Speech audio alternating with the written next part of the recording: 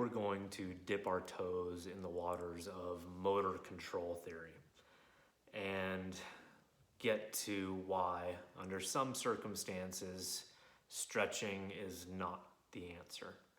So whenever I have somebody who is lacking mobility and they're asking me, well, what can I do to stretch, open up, gain flexibility?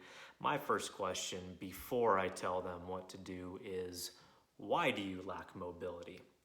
So when we get into motor control theory, there are lots of factors involved. We're gonna throw out hydration, we're gonna throw out sleep, we're gonna throw out nutrition, we're gonna throw out environment, we're gonna throw out any of the number of factors that contribute to your state of readiness. And we're gonna break it down to just mobility and stability. Your brain's default is to stay safe, to keep you stable. If for some reason you are lacking stability, whether it's through trauma, confidence, or any number of the other things that we just threw out, if it's lacking stability, it will try to achieve that by robbing from your mobility. Your mobility will be reduced in order to achieve stability. So, what's a good example? Let me show you. Part of a movement assessment begins with looking at walking, looking at posture, looking at lots of different things, including sometimes an air squat. Just having somebody with no load go through a squat, checking depth, checking balance. A lot of people find themselves stuck. We don't know just based off of that whether that is a mobility or a stability problem. How we check that is introducing stability externally to the movement. We're going to use this table. The table is stable. The table is lending our brain a feeling of safety through the movement. You get the hands on the table.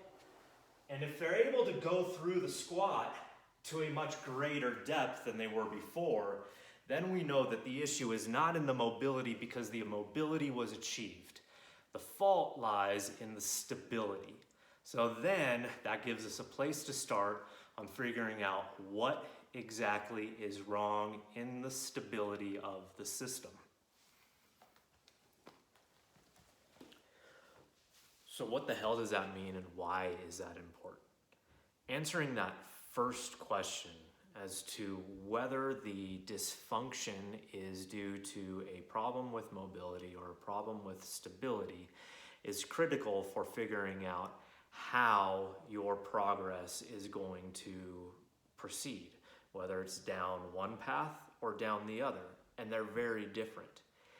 If the problem is with your stability, and you are trying to stretch and stretch and stretch something that your brain is using to achieve stability in the system, you're not going to get very far. It's going to keep getting tight.